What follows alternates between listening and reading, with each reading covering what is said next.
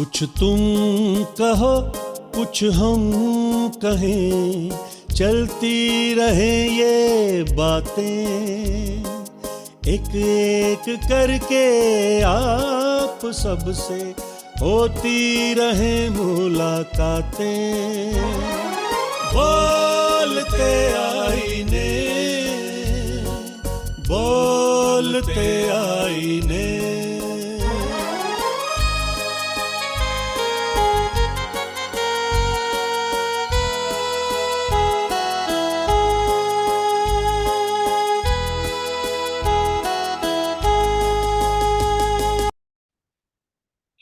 बोलते आने YouTube channel के तमाम जितने भी नाजरीन पूरी दुनिया से जुड़े हुए हैं, आप सबको सैमसन डेविड का बहुत बहुत नमस्कार, अभिवादन, इस्तकबाल, खैर मकदम। दोस्तों, बोलते आने यूट्यूब चैनल का ये प्रयास रहा है और पिछले तकरीबन 2 सालों से हम लगातार ऐसी शख्सियात को आपके सामने प्रस्तुत कर रहे हैं जो म्यूजिक से, डांस से, थिएटर से, फाइन आर्ट से, लिटरेचर से, एकेडमिक वर्क से रिलेटेड हैं। ऐसी पर्सनैलिटीज को हम बुला के गुफ्तगू के साथ उनके परफॉर्मेंस भी सुनते हैं और इसके कई एक उद्देश्य हैं, लेकिन बेसिक उद्देश्य जो वो है कि भारतीय संस्कृति जो सॉफ्ट पावर है उसको हम समेट के पूरी दुनिया में दिखाते हैं और जो लिविंग हमारी सेलिब्रिटीज हैं उनके बारे में हम पूरी दुनिया में बताते हैं।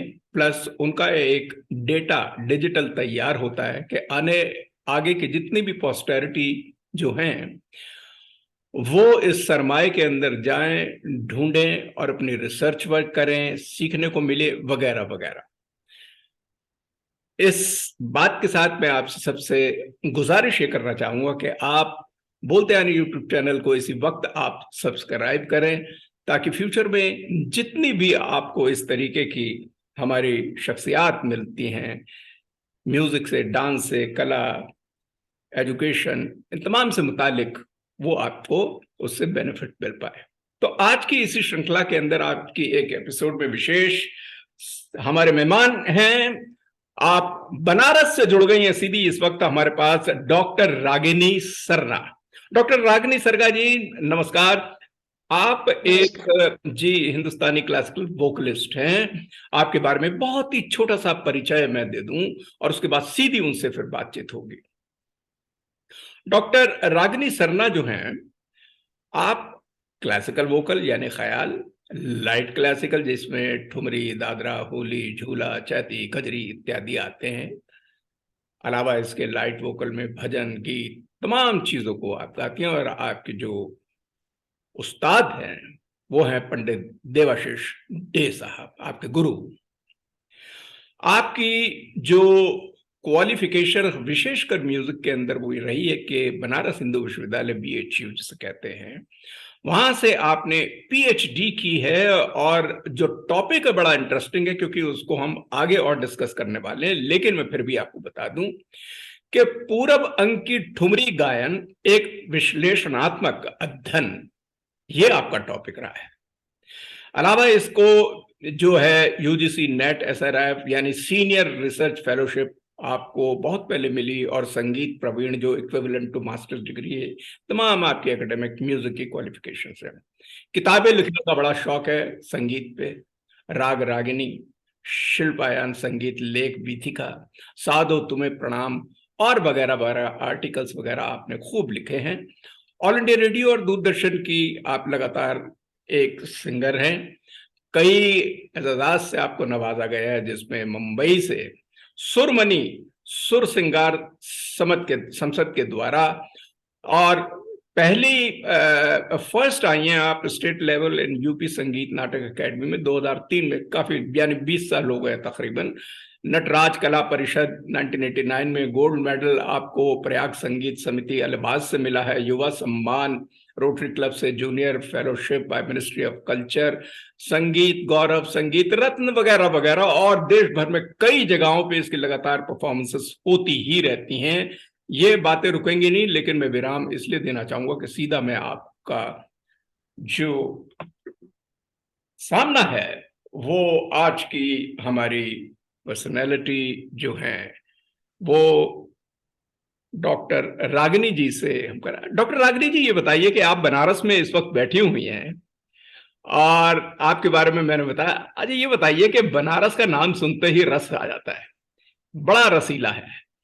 तो ये बताइए, बनारस आज की डेट में इस वक्त जहां बैठी हूं कैसा लग रहा है, और इसके बारे में बताइए, कैसा कल्चर है वहां का। पहले तो हमारे साथ जितने लोग भी जुड़े हैं सभी को नमस्कार, और आपको भी बहुत नमस्कार और धन्यवाद। अ, जैसा कि आप अभी बता रहे हैं, हाँ, मैं बनारस में ही मेरा जन्म हुआ। मैं यही पली बढ़ी और यही के संगीत के माहौल में रह रही हूँ। तो भाई, बनारस की तो बात ही अलग है। और सही बात है कि इसके नाम में ही रस है, तो ऑफ कोर्स यहाँ पे रस से भरा हुआ ये जगह है। क्योंकि बोलते हैं कि बनारस के कण कण में शंकर का वास है। तो तभी देश विदेश से इतने टूरिस्ट यहाँ पे आते हैं। और वाकई ये बात है कि बहुत सारी चीज, अगर यहाँ पे सुख सुविधाएं, अगर हम कहते हैं कि नहीं ये नहीं ठीक है, कुछ कुछ कुछ चीजें हो सकता है ना हो, लेकिन उसके बावजूद यहाँ पे संगीत जो है इसके कण कण में बसा हुआ है। क्योंकि माँ गंगा है, तो गंगा के तट पे नित्य रोज वहाँ पे सुबह बनारस की सुबह प्रसिद्ध है ही है। और सुबह बनारस से यहाँ की शुरुआत होती है, लोगों का दिन शुरू होता है जो संगीत से होता है। और शाम भी, रात भी जो है बनारस की कहते हैं कि कोई रात कोई यहाँ पे बहुत जल्दी नहीं होती है। 2-3 बजे तक यहाँ रात चलती रहती है और सुबह भी बहुत जल्दी हो जाती है। हम्म। तो बनारस में इतने सारे कार्यक्रम होते हैं, देश भर के आर्टिस्ट, बड़े बड़े कलाकार सभी बनारस आने के लिए एक तरह से कहा जाए कि तरसते हैं, और सब यहाँ पे आके अपने को धन्य समझते हैं। तो मैं बहुत सौभाग्यशाली हूँ कि हम्म। बनारस में मैं जन्मी, और मैं यहाँ पे संगीत सीख रही हूँ, और कुछ किसी को सिखा पा रही हूँ। और सारा मेरा जो भी आ, मतलब जीवन कह ले कि बनारस में ही बीतता है, तो मुझे इस बात की बहुत खुशी है। बहुत अच्छी बात।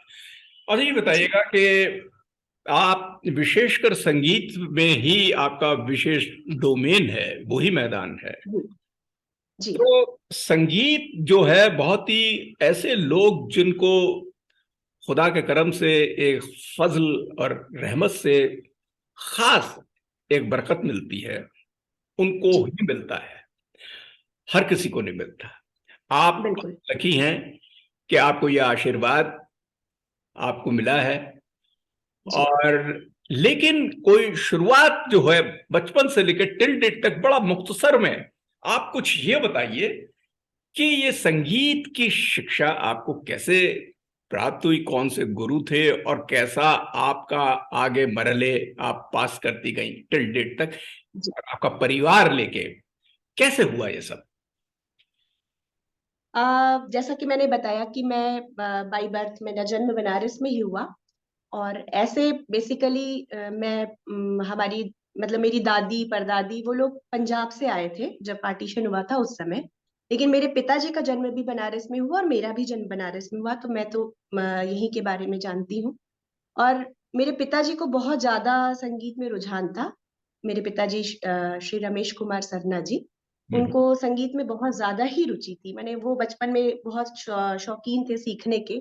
पर हम्म। बहुत सारी घरेलू परिस्थितियां और उसके चलते वो बहुत एज अ कैरियर बोल ले या उसको आगे नहीं बढ़ा पाए। हो हम्म। सकता है उन्होंने सोचा हो कि अपने बच्चों को वो संस्कार दें तो वो कर सके। तो मैं हम्म। बहुत छोटी थी, तो पिताजी मुझे यहाँ संकट मोचन का बहुत बड़ा समारोह होता है, आप सभी को पता हम्म। होगा जी जो जी। भी हमारे साथ जुड़े हैं लोग। जी।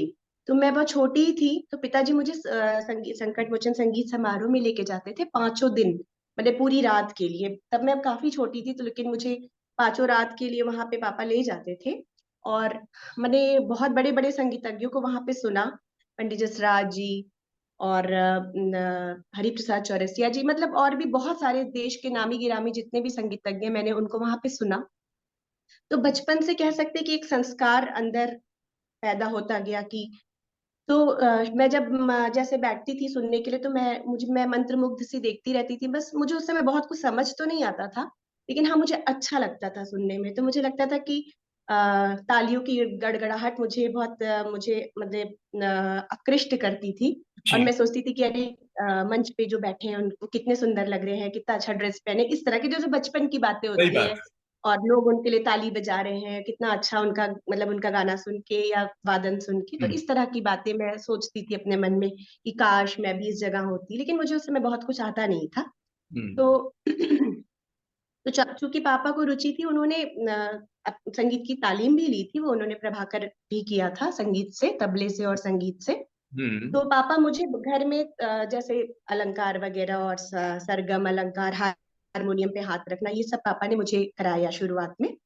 तो और वो उतना ही मुझे आता था, और फिर मैं ये इस कार्यक्रम भी सुनती थी, और भी बनारस में बड़े बड़े कई कार्यक्रम होते थे, तो पापा मुझे मुझे मुझे लगता है कि उन्होंने कोई भी कार्यक्रम मिस नहीं किया होगा।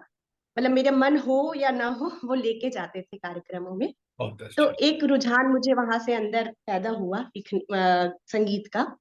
और इसके साथ ही मैं बता दूं कि मैं बचपन में ही मैं थिएटर से भी जुड़ी हुई थी। अच्छा। मतलब बेसिकली मैं थिएटर आर्टिस्ट थी। मैंने बहुत सारे मंच प्रदर्शन, नाटक और नौटंकी शैली एक होती है, वो भी मैंने किया है। और फिर ये दो चीज साथ साथ थी मेरे। और लेकिन मैं थिएटर में ही थोड़ा ज्यादा मुझे आगे बढ़ने का मौका मिला, कह लीजिए। तो हम्म। मैं काफी बाहर के शहरों में भी मैं मंच प्रदर्शन करती थी, थिएटर अपना जो हमारा यहाँ का ग्रुप था उसके साथ जाती थी। हम्म। और आकाशवाणी में भी मैं as a theatre artist, child artist के तौर पे मैं जुड़ी। तो ऐसे करते करते, और साथ में संगीत विषय मेरा मैंने म्यूजिक जो है एज अ सब्जेक्ट स्कूल में भी लिया था। तो क्लास 10th तक मैंने तो ऐसे कहीं, मतलब जो पिताजी से ही थोड़ा बहुत सीखा था वो सीखा, और स्कूल में सीखा। उसके बाद जैसे 11th क्लास में मैं हम जो मेरे गुरुजी हैं पंडित देवाशीष डे जी, तो उनसे मिलने की कथा भी बड़ी इंटरेस्टिंग है। मैं जब संकट मोचन जाती थी तो गुरुजी का कार्यक्रम भी होता था वहां पे, और गुरुजी बनारस के ही हैं, पंडित देवाशीष डे जी मेरे गुरुजी। तो संकट मोचन मंदिर में एक बार भजन सम्मेलन था जिसमें मैंने गुरुजी को सुना, और मुझे उनकी गायकी में बड़ा, क्या बोल सकते हैं, एकदम जैसे अंदर रूह तक चली जाती है ना। उस समय थोड़ी मैं मतलब मुझे समझने की, समझ सकती थी और उसको फील कर सकती थी गाने को। तो मुझे उनका गाने में भाव पक्ष, मतलब ऐसा लगा कि मेरे अंदर वो गाना जा रहा है, तो मुझे बहुत अच्छा लगा। तभी मैंने कुछ गुरुजी से नहीं बोला या पापा से भी कुछ बोला नहीं। फिर कुछ दिन की बात है, फिर पापा ने बोला कि नहीं, अब तुमको अगर इंटरेस्ट आ रहा है संगीत सीखने में तो तुम्हें किसी गुरु के पास जाना चाहिए, भेजना चाहिए। तो पापा के जो गुरुजी थे पंडित छोटेलाल मिश्रा जी, जो तबले के यहाँ के बड़े उस्ताद हैं, अभी नहीं है गुरु वो, तो उन्होंने पापा से बोला कि तुम इसको देवाशीष गुरुजी के पास भेजो सीखने। तो पापा ने बोला बिल्कुल बिल्कुल, ये तो बहुत अच्छी बात है। पापा तो जानते ही थे गुरुजी को, लेकिन वो निर्णय नहीं ले पा रहे थे कि कहाँ भेजना चाहिए। तो जब उनके गुरुजी ने उनको ऐसा कह दिया तो उन्होंने कहा कि ठीक है, और मैंने भी गुरुजी को सुना ही था। तो पापा मुझे पंडित देवाशीष डे गुरुजी के पास लेके गए। तो मैं तो बहुत खुश हो गई कि अरे, इनका गाना ही मैंने संकट मोचन मंदिर में सुना था, अच्छा इनसे मुझे सीखने को मिलेगा। तो इस तरह से गुरुजी के पास मेरा पहला जाना हुआ उस समय। और मैंने सीखने का जो प्रॉपर तालीम जिसको बोलते हैं वो अच्छा। शुरू हुई। हाँ। तो लेकिन फिर भी मैं उस समय सीखते हुए भी लगभग दो, मान लीजिए 4 5 6 महीने तक मैं थिएटर से भी जुड़ी थी। जी। लेकिन मैं क्या बताऊं कि गुरुजी ने मुझे ऐसा मोटिवेट किया, या वो ऐसा कुछ कहते नहीं थे कि तुम थिएटर छोड़ दो या ये छोड़ दो, लेकिन इतनी इंस्पायरिंग बातें बताते थे, और मुझे मेरे संगीत की दुनिया में ऐसा उन्होंने अंदर तक उसको मुझे डुबो दिया कि फिर मुझे और कुछ करने की इच्छा ही नहीं हुई, और मैंने थिएटर को पूरी तरह से एकदम 100% स्टॉप कर दिया। अच्छा। तो हाँ, बल्कि मैंने कुछ टेलीफिल्म है गोरखपुर दूरदर्शन की और वाराणसी दूरदर्शन की भी, मैंने कुछ टेलीफिल्म्स और सीरियल्स वो सब भी इवन किए थे। तो मुझे बाद में भी थोड़े ऑफर आते थे, लेकिन मैंने बोला कि नहीं, मैं अब नहीं करती हूँ, मैं पूरी तरह से संगीत में ही डूबना चाहती थी। और बस फिर उस तरह से एक सिलसिला चल पड़ा, और मैं संगीत में पूरी तरह से, मैं गुरुजी के सानिध्य में मैंने संगीत की शिक्षा मेरी शुरू हो गई। और बस फिर उसके बाद जितना ये तो है कि इसको जितना सीखो, शुरू में तो लगता है अरे बहुत सीख गए, थोड़ा सा सीख के लगता है कि बहुत आता है, लेकिन जैसे जैसे उसमें डूबते चले तब पता चलता है कि नहीं, ये कितना कठिन है। सही तो बात। हाँ, तो मैं बल्कि शुरू में लाइट म्यूजिक के प्रोग्राम्स भी करती थी। लाइट म्यूजिक मतलब जैसे कुछ भोजपुरी भी थोड़े बोल सकते हैं, या और भी थोड़े दूसरे, मैंने फिल्मी गाने थोड़े इस तरह के भी थोड़े बहुत प्रोग्राम्स करती थी। लेकिन वो जो गुरुजी के पास जाके 6 महीने बीतने बीतते बीतते मैंने और सब चीज एकदम से स्टॉप कर दी, और मैं सिर्फ शास्त्रीय संगीत की तरफ उन्मुख हो गई। और फिर मैंने बीए में भी म्यूजिक ऑनर्स लिया, फिर मास्टर्स किया, फिर मैंने बीएचयू से पीएचडी की संगीत पे जाके। मैंने उसमें ही एक दिशा मुझे मिल गई कि मुझे जो करना है इसी में करना है। देखिए, मैं यहाँ पे आपको रिक्वेस्ट करना चाहूंगा, क्योंकि आपने कहा कि काफी अच्छी लंबी यात्रा रही कि आपने थिएटर जी में भी जी कहा, आपने लाइट में भी गाया वगैरह, और लेकिन बाद में जो है पंडित जी के साथ, जैसे पंडित देवाशीष जी के साथ जी के जी सानिध्य में रह के आपने सीखा, और बाद में क्लासिकल में जुड़ गए। क्यों ना मैं आपसे दरखास्त करूं कि तमाम जितने भी बोलते आने के नाजरीन हैं, वो एक क्लासिकल कॉम्पोजिशन बताइए क्या गाने जा रही हैं आज, ताकि मजा आ जाए कि ये प्रोग्राम का जो इफ्तिताह है वो जी जी। एक आपकी पहली कॉम्पोजिशन क्या गाने जा रही है, ताकि उससे हो।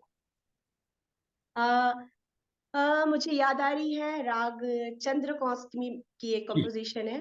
जी और वो भी मैं बता दूं कि क्यों मुझे वो याद आई, हाँ क्योंकि एक्चुअली जब मैं एमयूज कर रही थी बीएचयू से, संगीत एवं मंच कला संकाय बीएचयू से, बनारस हिंदू यूनिवर्सिटी से। हाँ हाँ। तो हमारे कोर्स में रहता था कि 5 कंपोजिशंस आपको बनाने हैं। ठीक है। तो सब स्टूडेंट्स ऐसे ही जो भी मन हुआ अपना बना दिए इधर उधर से थोड़ा बहुत करके। तो हम्म। मैंने भी 5 कॉम्पोजिशंस बनाए, तो उसमें से एक मैंने जो मेरी जो चंद्रकोस की बंदिश थी वो मैंने गुरुजी को भी ऐसे सुनाया।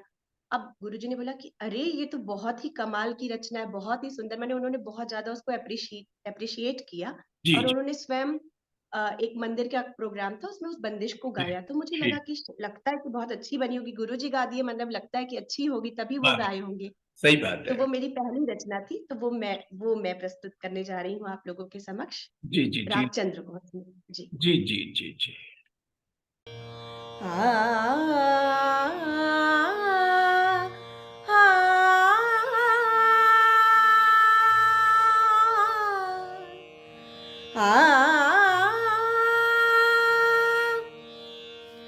दुर्गा दुख हारिणी, दुर्गा दुख हारिणी, दुर्गा दुख हारिणी, दुर्गा दुख हारिणी, महिषासुर मर्दिनी, महिषासुर मर्दिनी, दुर्गा दुख हारिणी।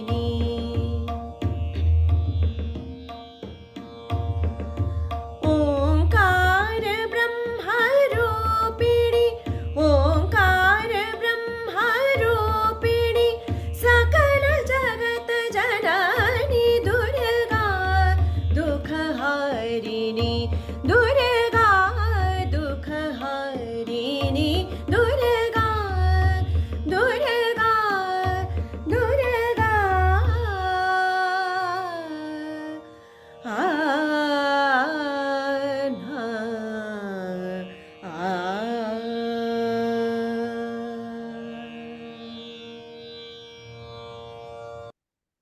फैंटास्टिक। आपका जो चंद्रकौस है इतना खूबसूरती से आपने निभाया। अब ये बताइएगा कि अ, शुरुआत में जब हमने बोला, और मैंने बल्कि इंट्रोडक्शन में भी आपको बोला कि आपकी पीएचडी जो है वो आपने बीएचयू यानी बनारस हिंदू विश्वविद्यालय से करी, और आपका टॉपिक बड़ा खूबसूरत रहा, क्योंकि बनारस जो खासकर पूर्वी अंग की जो ठुमरी है इन चीजों के लिए बहुत जाना जाता है, तो उसी पे आपने एक टॉपिक भी लिया जिसका नाम है पूरब अंग की ठुमरी गायकी, एक विश्लेषणात्मक अध्ययन। ये इतना वास्ट और इतना इम्पोर्टेंट, क्योंकि वहां की माटी की खुशबू जो है बनारस की गायकी की, सेमी क्लासिकल की आ जाती है। टॉपिक के बारे में थोड़ा बताइए, कब करा आपने, कैसे करा, किसके अध्ययन में, किसके अंडर में करा, और इसकी थोड़ी सी तफसीलात में जाइए। जी जी। अ, मुझे जब मास्टर्स मेरा कंप्लीट हुआ, बनारस हिंदू यूनिवर्सिटी से मैंने एमयूज किया था। तो उसके बाद ही मैंने एक यूजीसी का नेट एग्जाम होता है, जी तो मैंने वो दिया और मुझे जूनियर फेलोशिप मिली, जो रिसर्च करने के लिए मिलती है। बहुत ही कम लोगों को वो ये फेलोशिप मिलती है, जी जिसमें जी गवर्नमेंट की तरफ से स्कॉलरशिप फेलोशिप मिलती है। तो वो मुझे मिली। तो फिर मुझे रिसर्च करना था बीएचयू से। तो बात आई कि पहले टॉपिक क्या होना चाहिए। तो हम्म। ये ठुमरी टॉपिक के लिए भी सेलेक्ट होने की जहाँ तक बात है, तो चूंकि मैं बनारस से जुड़ी हूँ और गुरुजी से मैंने ठुमरी की तालीम भी ली है। तो फिर और डॉक्टर संगीता पंडित जी हैं, प्रोफेसर संगीता पंडित बीएचयू में ही है। तो मैंने उनके अंडर में ये विषय पे रिसर्च किया। तो संगीता मैम से भी मेरी बातचीत हुई, गुरुजी से भी बातचीत हुई कि क्या टॉपिक सेलेक्ट करना चाहिए। तो फाइनली हम लोगों को लगा कि ठुमरी ऐसा विषय है कि अभी मेरा रिसर्च का जो सेशन था वो 2007 में मैंने ज्वाइन किया था, तो उस समय तक भी मान सकते हैं कि ठुमरी को पता नहीं क्यों उपशास्त्री के अंतर्गत तो रखा जाता है, लेकिन उसको थोड़ा ख्याल से थोड़ा सा निम्नतर समझा गया हुआ है।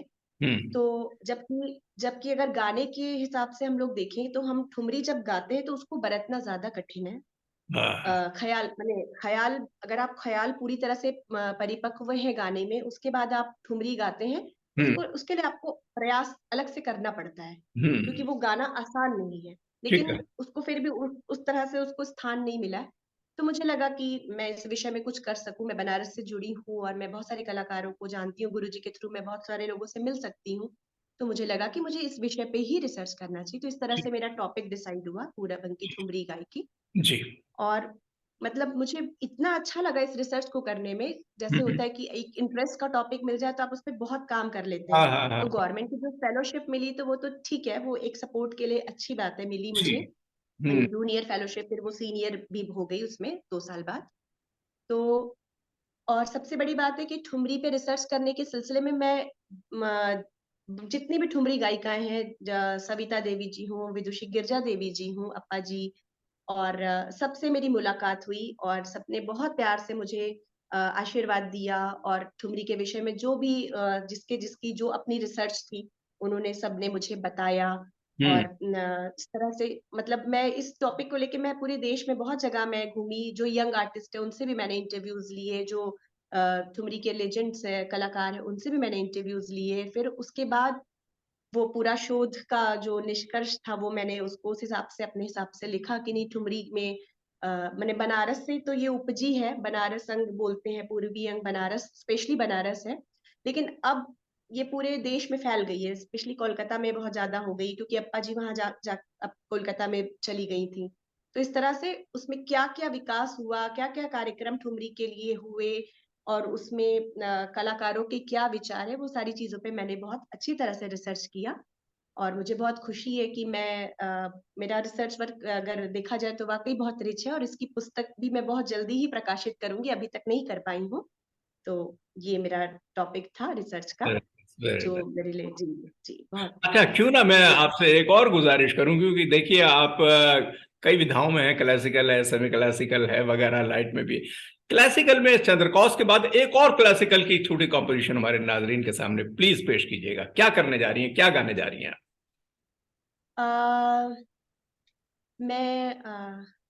मेरे बहुत सारे स्टूडेंट्स भी हैं, तो उन लोगों को ऐसे तो सब रचनाएं मेरी पसंद करते हैं वो लोग, लेकिन राग भीम पलासी की और राग मधुकौंस की मेरी 2 कॉम्पोजिशंस है जो उन लोग को बहुत पसंद है। अच्छा। तो इन दोनों में से आप जो बोलिए वो मैं सुना दूं। आप भीम भीम पलासी भी सुना पलासी सकती में हूँ, मजा आ जाएगा। ठीक है, भीम पलासी। पलासी मैं सुनाती हूँ जी जी जी जी जी। तो क्या बोल हैं उसके, बोल बताइएगा प्लीज अगर याद हो। उसके बोल है, सजना तोपे वारी जाऊं। वाह वाह वाह। तो लीजिए सुनते हैं नाजरीन, भीम पलासी।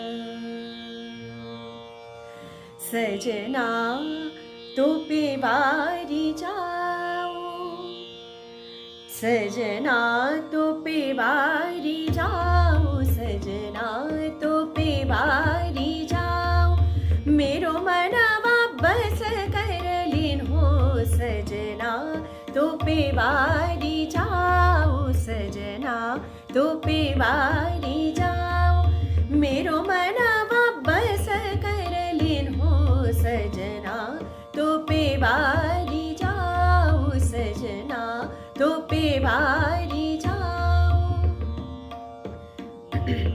सजना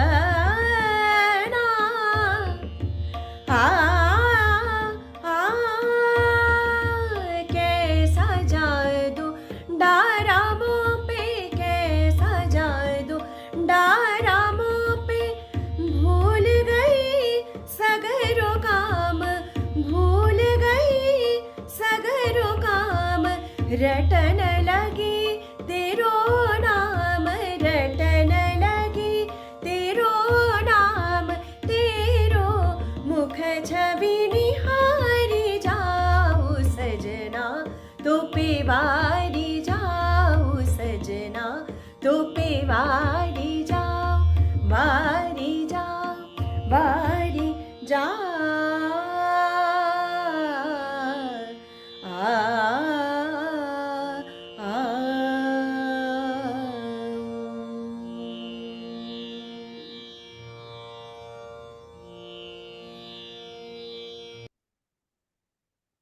देखिए जी, कितनी खूबसूरत आपकी भीम पलासी आपने पेश करी।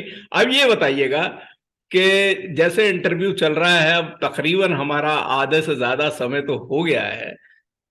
इस इंटरव्यू के दौरान मैं अब आपसे एकेडमिक वर्क जो है उस पे, क्योंकि अभी आपने बताया पीएचडी करी वगैरह, हमने सुना किताबें भी लिखी, आर्टिकल्स भी लिखे, और कुछ साहित्यकार हैं उनकी रचनाओं को आपने कंपोज भी करा है, गाया भी, कुछ इस पे प्रकाश डाली, कुछ किताब, और मेरा ख्याल है कि आजकल तो आप एक एकेडमी की प्रिंसिपल भी हैं म्यूजिक की।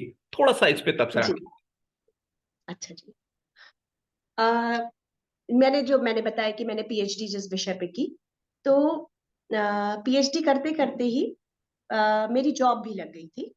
तो अच्छा। बल्कि जी, मैंने कई सारी यूनिवर्सिटीज में पढ़ाया। पहले तो एज अ गेस्ट लेक्चरर मैं इलाहाबाद यूनिवर्सिटी में थी, वहां पे मैंने पढ़ाया। फिर मैं गुरुकुल कांगड़ी यूनिवर्सिटी है, जो कि हरिद्वार में है, उसका कॉलेज था देहरादून में, वहां पे मैंने पढ़ाया। मैंने रिसर्च का ऑलमोस्ट लास्ट का सेशन चल रहा था मेरा उसी समय ही। तो ये तो एज अ गेस्ट फैकल्टी थी, तो ठीक है, कोई बात नहीं। लेकिन as a permanent lecturer post पे मेरा जो नियुक्ति थी वो मेरी जोधपुर यूनिवर्सिटी में हुई थी। अच्छा, तो जी, जी, जोधपुर यूनिवर्सिटी में एज अ परमानेंट लेक्चरर मैंने ज्वाइन कर लिया था। यानी ये और जय नारायण विश्वविद्यालय की बात कर रही हैं आप? जी, जी, जी, जी, जय नारायण विश्वविद्यालय में। जी जी जी जी जी जी जी। जी, जी, जी। अच्छा अच्छा अच्छा अच्छा। तो उस समय मेरी पीएचडी फिर कंप्लीट हो गई थी, हम्म 2012 की बात है। तो हम्म उस समय मेरा वहां पे सरस्वती पूजा का दिन था, हम लोग यहाँ पे पूजा कर रहे थे। मैंने इंटरव्यू पहले ही दिया था, तो रिजल्ट उसका उस दिन ही आया। और सबने बहुत सारी बधाइयाँ दी। मुझे कुछ समझ में नहीं आया कि हाँ, सबने बोला जल्दी से, और वहां से आया था कि तुरंत ज्वाइन करिए। तो बस मैं तुरंत चली गई जोधपुर, और मैंने वहां पे जाके तुरंत ज्वाइन कर लिया। और तो खैर, सबके लिए ये रहता है कि अगर कोई जो भी है, अगर म्यूजिक में वो एकेडमिक वर्क कर रहा है और पीएचडी कर लिया है, एसआरएफ है, जेआरएफ है, तो ऑफ कोर्स एक जॉब तो अभी मैंने एक जरूरत भी है और सब लोग करना भी चाहते हैं। और म्यूजिक के फील्ड में भी या कोई भी इस तरह के फील्ड में सबसे बड़ी जॉब एज अ लेक्चररशिप की ही समझी जाती है। तो एज अ लेक्चरर मैंने ज्वाइन कर लिया वहां पे। लेकिन जैसा कि सबसे पहले शुरू में हमारी बात हुई कि बनारस, हम्म, अरे बनारस का जो रस है वो हाँ, तो जोधपुर में मुझे मिलने से रहा। तो हाँ, मुझे, मतलब सब कुछ होते हुए भी मुझे अच्छा नहीं लग रहा था। जो एक मन का सुकून होता है ना, जैसे अब बनारस में थी तो बहुत सारे कार्यक्रम, खुद के कार्यक्रम सुनने जा रही हूँ, स्टूडेंट्स को सिखा रही हूँ, मैंने बहुत सारी चीजें इस तरह की चलती रहती थी। तो हम्म जोधपुर में मुझे वो सुख नहीं मिल रहा था। ऑफ कोर्स नौकरी तो नौकरी है भाई, वो तो करनी है। हम्म तो मैं करती रही, जॉब करती रही, ऐसे 6-7 महीने लगभग हो गए थे।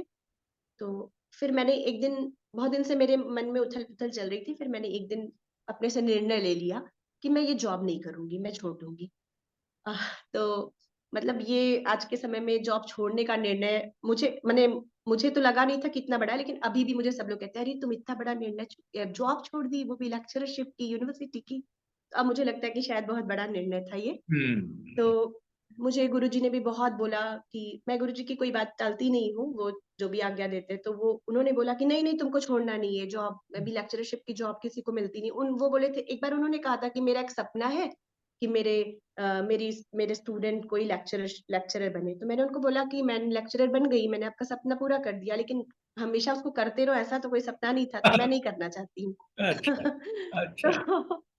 तो तो उन्होंने बहुत समझाया। फिर पिताजी से मेरी बात हुई, उन्होंने भी बोला कि अरे जॉब जॉब कैसे छोड़ दोगी, ये कौन छोड़ता है, मतलब वो सबके लिए एक अजीब सी बात थी। फिर मैंने अपने और कुछ टीचर्स से बात की, तो कोई भी मतलब इस पक्ष में मुझे दिखा नहीं कि जॉब छोड़ दो। सबने बोला कि मतलब छोड़ तो दोगी, फिर क्या करोगी? तो इस तरह की बातें कैसे चलेगा वो, भाई जो भी है एक इनकम, पैसा तो एक जरूरी चीज है ही है लाइफ में। तो सबने ये चीज बोली मुझे। तो मैंने फिर खुद से बहुत सोचा। फिर मुझे लगा कि पैसे के साथ साथ ही दिमागी सुकून और मन का सुख भी शायद सबसे बड़ा सुख होता है। तो संगीत कोई करता है तो वो सबसे पहले मन के अपने सुख के लिए और मतलब अपनी खुशी के लिए करता है, मुझे ऐसा लगा। तो उसमें फिर पैसा वो सेकेंडरी चीज आती है। पहली चीज है कि आपको कितना अच्छा, मैंने संगीत में डूब के कितना अच्छा फील हो रहा है, उसके बाद ही आप सोचते हैं कि नहीं उससे मुझे पैसा भी मिले। सिर्फ पैसे के लिए तो कोई संगीत में आता नहीं है, वो आता दूसरी चीज के लिए, बाद में पैसा एक अलग चीज आ जाती है। तो फिर मैंने नहीं बोला कि नहीं मैं नहीं ही करूंगी। तो बल्कि वहाँ यूनिवर्सिटी के वीसी थे, उन्होंने भी मुझे समझाया, बोले कि ठीक है आप वेकेशन में चले जाओ। उस समय समर वेकेशन होने वाले थे, उसके बाद 2 महीने बाद तुम आना, फिर डिसाइड कर लेना जैसा तुम्हें मन होगा। फिर मैं छुट्टियों में वापस आ गई, मैंने सबसे बात की, लेकिन फाइनली मैंने ये बोला कि नहीं, ये मेरा ही निर्णय है, अगर कुछ अच्छा होगा तो भी, बुरा होगा तो भी, लेकिन मैं नहीं करूंगी। तो फिर बाद में मैं गई, वो रेजिग्नेशन लेटर मैं दे के वापस आ गई यहाँ बनारस में। और फिर बनारस में आने के बाद मैंने as a guest lecturer BHU में ज्वाइन किया था, म्यूजिक फैकल्टी में भी। और यहाँ पे एक और यूनिवर्सिटी है, वहां पे भी मैं पढ़ाती थी। और उसके बाद ही में हम गुरुजी और मैंने मिलके शिल्पायन को जो है उसको आगे और बढ़ाने की कोशिश की। मतलब शिल्पायन हमारा जो इंस्टीट्यूट है, जिसमें मैं एज अ प्रिंसिपल, आपने शुरू में बताया कि मैं प्रिंसिपल हूँ वहाँ पे, और गुरुजी ने ही स्थापित किया है। तो वो शुरू में चलता था, कुछ कम स्टूडेंट्स थे, हम लोग उसमें सिखाते थे और वो सारी चीजें करते थे, लेकिन जी, लेकिन ये नौकरी छोड़ने के बाद की बात है कि हमने उसमें पूरा एक जो जोर लगाना कि नहीं, उसमें मुझे करना है, कुछ अलग काम करना है। नौकरी तो सब लोग करते हैं, ऐसा शायद हो सकता है मेरा विचार होगा। हाँ, तो फिर मैंने उसको करके फिर हम शिल्पायन में ही पूरी तरह से वो हो गए। और अभी हमारे विद्यालय में 250 स्टूडेंट्स, लगभग 250 विद्यार्थी, छोटे बड़े, जो केवल शास्त्रीय संगीत की शिक्षा प्राप्त कर रहे हैं, गा रहे हैं देश बहुत ही बड़ी बात है। तो जी जी जी। तो ये बहुत खुशी होती है कि नहीं ठीक है, मुझे मैं संतुष्ट हूँ, मुझे लगता है कि मेरा निर्णय सही है, सही रहा, और अभी भी मैं उस पे हूँ। जी जी। और तो जहां तक आपने पुस्तकों की भी बात की, हाँ, हाँ, पुस्तकों के बारे में जी जी जी, तो मैंने 4 पुस्तकें लिखी हैं अभी तक। क्या हम देख सकते हैं, अगर दर्शकों को दिखाइए तो? जी जी जी बिल्कुल। ये सबसे पहली पुस्तक है मेरी, राग रंगिनी। अरे वाह, राग रंगनी। जी वाह वाह, जी जी। क्या शायद बात। इसमें उल्टा दिख रहा होगा, लेकिन नहीं कोई बात नहीं, नहीं। बिल्कुल सही लग रहा है, बिल्कुल सही आ रहा है। हाँ हाँ जी, तो इसमें मेरी अपनी कॉम्पोजिशंस हैं। मैंने बताया था ना, जब वो पहली कॉम्पोजिशन मैंने की, उसके बाद से मुझे एक इंस्पिरेशन मिला और मैं आगे करती ही चली गई बंदिशें। तो इसमें मेरी अपनी कॉम्पोजिशंस हैं। ठीक है, तो और ये किताबें जैसे दिखा रहे हैं, उसके बाद मैं ये चाहूंगा कि कुछ आपने इन साहित्यकारों के ऊपर कुछ बंदिशें बनाई हैं, कंपोजर, थोड़ा सा उसके बारे में बताइए। जी जी बिल्कुल बिल्कुल। फिर मेरी एक पुस्तक है, ये जो मेरे गुरुजी के गुरुजी है, दादा गुरुजी है ये मेरे, पंडित मुकुंद विष्णु कालबिन जी। इनके जीवन चरित्र पे और इनके विषय पे मुझे एक फेलोशिप मिली थी दिल्ली गवर्नमेंट की। उस समय मैंने काम किया था, और उनके 100 वर्ष हम लोग ने सेलिब्रेट किया था, उसमें मैंने ये पुस्तक लिखी थी। जी। और इसके अलावा संगीत के बहुत सारे मैंने इसमें आर्टिकल्स हैं, अलग अलग राइटर्स के भी, मेरे भी, इस तरह से एक पुस्तक ये है मेरी। और सबसे रिसेंट में एक मैंने अभी जो एकदम बस अभी 6 महीने हुए हैं, ये भी मेरी अपनी कॉम्पोजिशन की क्या पुस्तक बात है, है, राग रूपांजलि। राग रूपांजलि, हाँ ब्यूटीफुल, जी। बहुत अच्छा, हमारी तालियां आपके लिए। थैंक यू, धन्यवाद, क्या बहुत बात, बहुत क्या धन्यवाद। बात, बहुत है, outstanding acclamation for you from all of us. अब ये थैंक यू बताइए, सो कुछ मच। साहित्यकारों के बारे में आप भी बता भी रही थी कि कुछ आपने कंपोज करी है, क्या छोटा सा कुछ बताइए तो, कैसे आपने हाँ, तो रवि वर्मा जी कंपोज के मैंने, ऊपर। जी जी बिल्कुल। तो वो बोलते हैं ना कि आवश्यकता नहीं, आवश्यकता आविष्कार की जननी होती है। हाँ हाँ तो हाँ, जी, उसी पैटर्न पे कुछ बात है कि मैं रेडियो, माने आकाशवाणी में मैं सुगम संगीत की भी बी हाई ग्रेड कलाकार हूँ, लाइट जी म्यूजिक की। जी। तो पहले वहां से एक लेटर आता था, जैसे कि आपको इस दिन रिकॉर्डिंग है, फला तारीख को, ये इस डेट में रिकॉर्डिंग है, तो उसमें लिख के आता था कि आपको इस राइटर की ही गाना गाना है। ठीक बात है। जैसे भजन का आता था कि सूरदास मीराबाई का हाँ भजन, हाँ जो हाँ। भी इस तरह, तो भजन तो जनरली लोग गाते ही हैं, सीखे भी है बहुत सारे, तो वो तो कोई प्रॉब्लम नहीं है। लेकिन संत का ये जो हिंदी साहित्य के जो साहित्यकार हैं, उनका नाम लिख के भी आता था कि महादेवी वर्मा की रचना गानी है, जयशंकर प्रसाद की गानी है, गोपाल दास नीरज की गानी है। तो हम्म। अब इनकी रचनाओं को स्वरबद्ध किया हुआ तो मिलना मुश्किल है, वो फिर रिकॉर्डिंग और रिकॉर्डेड गा नहीं सकते हैं उसमें। तो फिर आ, मैंने सोचा चलो अच्छा प्रयास करती हूँ मैं खुद से कुछ करने का, अगर कर सकूं ऐसा। तो मैं हारमोनियम लेके और मैंने जैसे कविता खोजी महादेवी वर्मा जी की, जो मुझे थोड़ा अच्छा ऐसे महादेवी वर्मा जी की सारी कविताएं बहुत मुझे पसंद है, मैं उनको पर्सनली पढ़ना पसंद करती हूँ।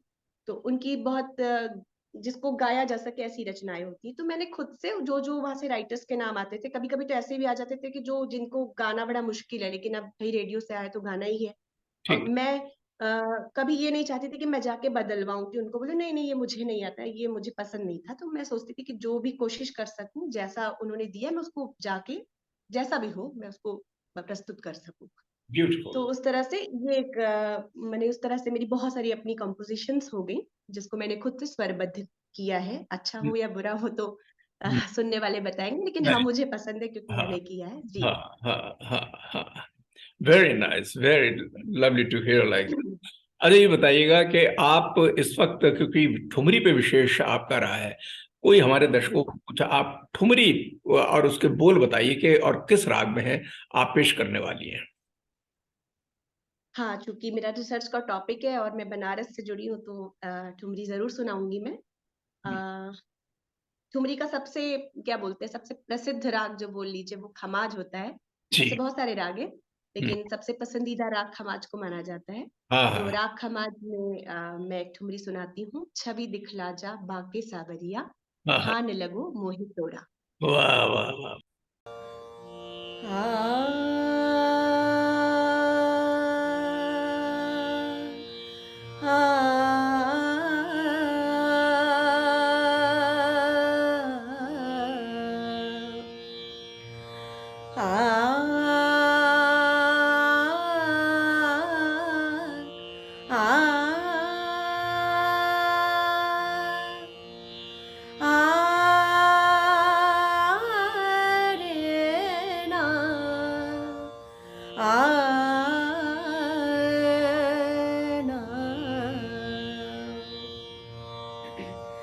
छवि दिखला जा हो बाके सवरिया रे,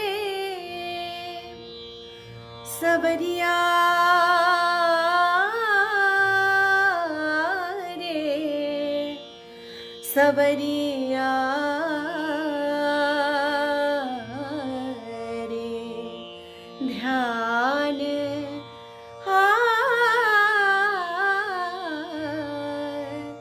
ध्यान लगो मोहे तोरा,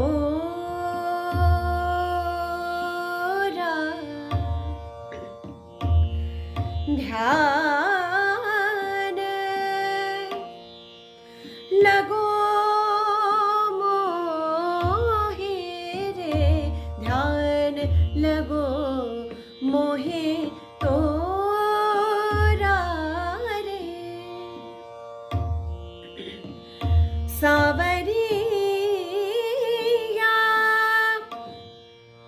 हो सावरिया, हो सावरिया, सावरिया रे, सावरिया, सावरिया, सावरिया, ध्यान लगो मोहे तोरा, ध्यान लगो, ध्यान लगो मोहे तोरा।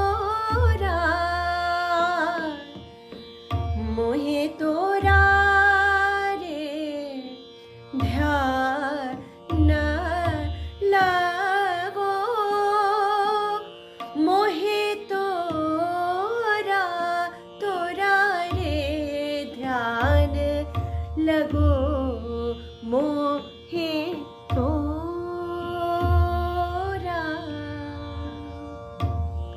ठुमरी में अंत में लग्गी लड़ी भी की जाती है। तो चूंकि मैनुअल तबला तो यहाँ पे है नहीं, तो बस थोड़ा सा मैं इसमें भी कर देती हूँ। बाकी अंतरा गा के, बाकी चेत वाना नैना रसीले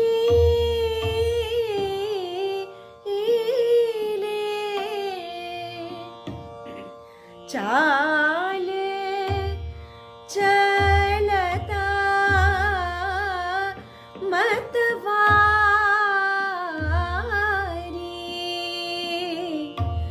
का करूं कित जाऊं सखी रे, ना माने मोरा जियरा जियरा, ना माने मोरा जियरा। जियरा जियरा, ना माने मोरा जियरा, ना माने मोरा जियरा जियरा, ना माने मोरा जियरा, ना माने मोरा जियरा। ध्यान लगो मोहे तोरा, तोरा रे, ध्यान लगो मोहे तोरा, तोरा रे, ध्यान लगो मोहे तोरा, लगो मोहे तोरा, लगो मोहे तोरा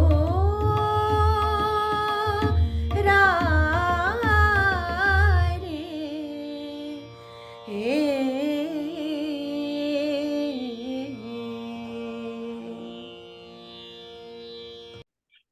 ये बहुत ही आउटस्टैंडिंग आपकी परफॉर्मेंस रही रागिनी जी।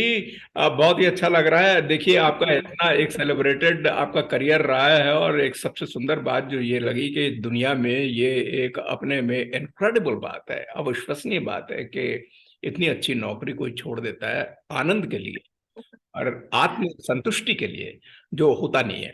लोग प्रैक्टिकल देखते हैं तो उस पकड़े रहते हैं, लेकिन आत्म संतुष्टि जो होए वो एक बड़ा ऊंचा एक दायरा होता है। वो आपने सोचा, बड़ा अच्छा। आप जाते जाते हमारे कुछ जो अपकमिंग सिंगर्स हैं, संगीत, कला, नृत्य, किसी उसमें, चाहे फाइन आर्ट, फनून लतीफा जिसे बोलते हैं, किसी भी क्षेत्र में हो, उनको कोई एक ऐसा मैसेज दीजिए कि वो आगे बढ़ें। जैसे आपने भी स्ट्रगल भी करी, सीखे भी, और आपका निर्णय रहा, गोल रहा, उनको भी एक दीजिए। और आखिर में आप जाते जाते, मैं समझता हूं क्योंकि सेमी क्लासिकल आपका रहा है, तो एक चैती भी सुनाइएगा प्लीज। तो पहले तो एक मैसेज। जी बिल्कुल। मैं अभी जो यंग म्यूजिशियंस हैं, अपकमिंग जो लोग संगीत सीख रहे हैं, तो जैसा कि आपने कहा कि उनके लिए कोई मैसेज अगर आप देना चाहें, तो बस मैं ज्यादा कुछ नहीं बोलना चाहती हूँ। मैं बस इतना ही बोलना चाहती हूँ कि ये मैसेज मेरा स्पेशली लड़कियों और महिलाओं के लिए है, क्योंकि मैं शिल्पायन में सिखाती हूँ। बहुत सारे स्टूडेंट्स, हमारी लड़कियां, फीमेल्स ज्यादा हमारे यहाँ आती हैं अगर सीखने, तो मैं बहुत सारी लड़कियों को देख रही हूँ, स्पेशली उत्तर प्रदेश की जो लड़कियां हैं, तो टैलेंटेड, वो बहुत ही टैलेंटेड है, देखा जाए तो वो बहुत ज्यादा टैलेंटेड है। लेकिन जिसको कहा जाता है कि वो टैलेंट को उतना उस ढंग से यूज नहीं कर पा रहे हैं। जैसे थोड़े दिन सीखा, फिर उसको छोड़ दिया। तो मुझे ये लगता है कि अगर आप कोई भी काम करें, अगर उसको पूरे दिल से करें, नहीं तो ना करें, उसमें अपना 100% दे। अगर आप दे सकते हो तो बिल्कुल दें। तो और संगीत ऐसे भी दिल की चीज है, तो उसमें तो आप 100% वो मांगता है आपका पूरा समय। तो कुछ भी आप करते हैं, और स्पेशली लड़कियों, महिलाओं को मैं जानती हूँ कि बहुत सारी जिम्मेदारियां, उनको अलग से और सारी घरेलू जिम्मेदारियां और बाहरी सब जिम्मेदारियां उठानी पड़ती हैं। जी लेकिन ये भी संभव है कि अगर आप कुछ करना चाहते हो, तो बिल्कुल आपकी जहाँ चाह वहां राह है। तो अगर आप कुछ करना चाहते हो तो बिल्कुल आपको सब, हाँ ठीक है, आपको हो सकता है मेहनत थोड़ी ज्यादा करनी पड़े बजाय और लोगों के, क्योंकि लड़कियों को जो अगर घर परिवार भी देखना होता है, तो आपको हो सकता है कि और लोगों से ज्यादा मेहनत करनी पड़े, थोड़ा जल्दी उठना पड़े, थोड़ा देर से सोना पड़े। लेकिन अगर आप कुछ कर रहे हैं तो उसमें अपना 100% दें और अपने टैलेंट को व्यर्थ ना करें।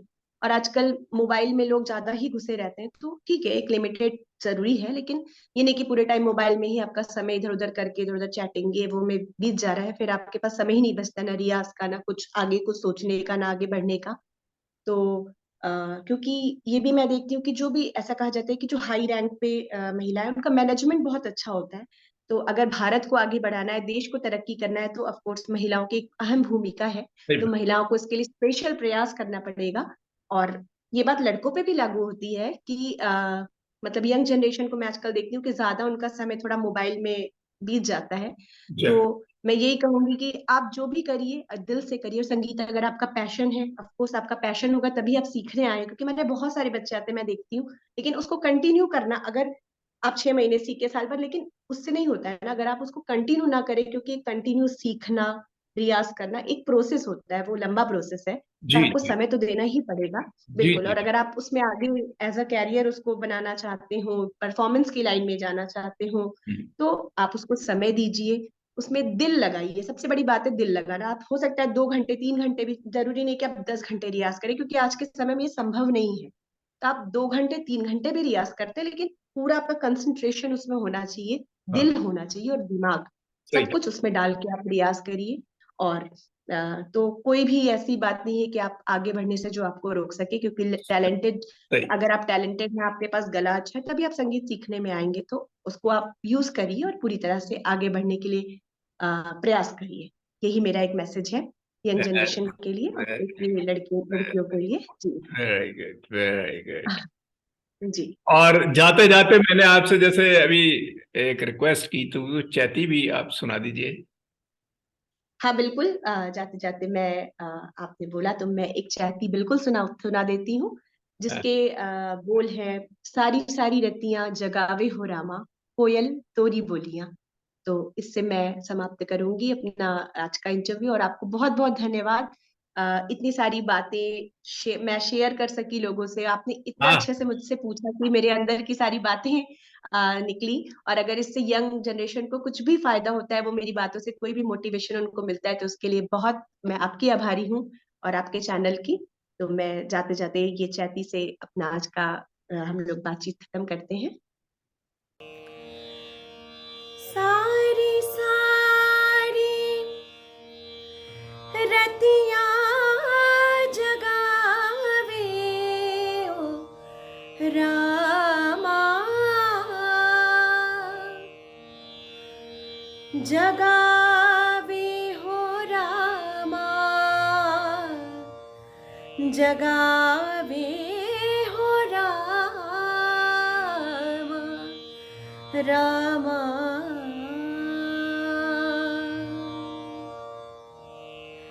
चैती दीपचंदी ताल में गाई जाती है। सारी सारी रतियां जगावे हो रामा, सारी सारी रतियां जगावे हो रामा, कोयली तोरी बोलियां, सारी सारी रतियां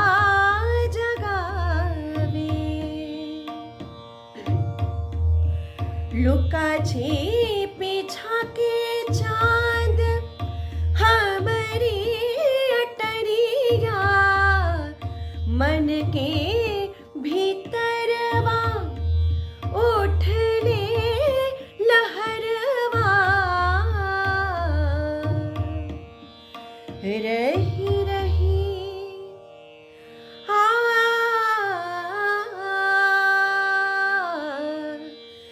रही रही बिरहा सतावे हो रामा,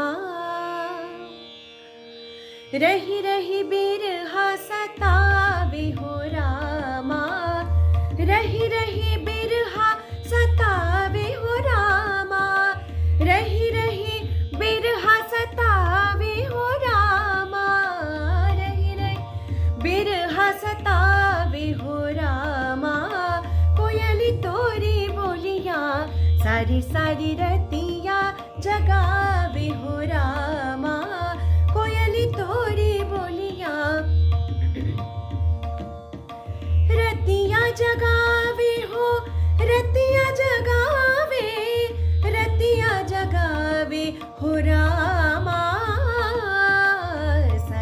सारी रतियां जगावे हो रामा, कोयली तोरी बोलिया सारी सारी रतियां, सारी सारी रतियां, सारी सारी रतियां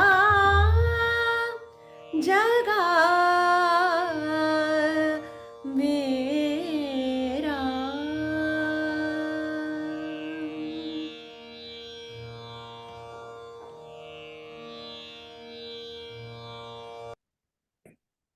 जी तो तमाम जितने भी दर्शक बोलते आने के जुड़े हुए थे, मैं एक बार फिर से बता दूं कि ठीक बनारस से इस वक्त जुड़ी हुई थी डॉक्टर रागिनी सरना जी, और जो कि अच्छी जानी मानी हिंदुस्तानी क्लासिकल वोकलिस्ट हैं। हम बहुत बहुत शुक्रिया अदा करना चाहते हैं बोलते आने की तरफ से आपके डॉक्टर रागिनी जी। बहुत अच्छा इंटरव्यू रहा, बहुत अच्छी बातें, और अपकमिंग जनरेशन जो है हमारी खासकर आपकी बातों से बहुत ही लुत्फ और फायदा उठाएगी। धन्यवाद। बोलते आईने, बोलते आईने।